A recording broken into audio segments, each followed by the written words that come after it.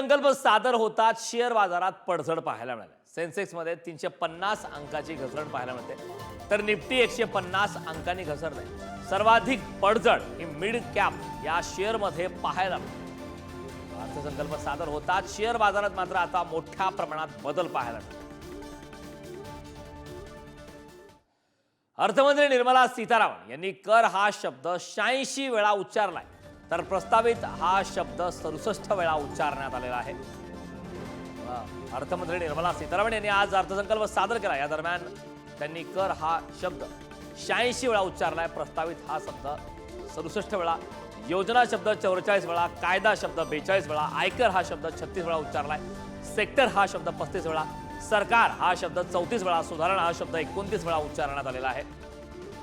India हा शब्द 29 वेळा, भांडवल हा शब्द 28 वेळा उच्चारलाय, तर गुंतवणूक हा शब्द 26 वेळा, विकास हा शब्द 25 वेळा, क्रेडिट हा शब्द 25 वेळा, तर उत्पादन हा शब्द सुद्धा 25 वेळा उच्चारलाय, मिशन 24 वेळा, ग्रामीण 20 वेळा आणि सूट हा शब्द या अर्थसंकल्प सादर करताना उच्चारण्यात आला।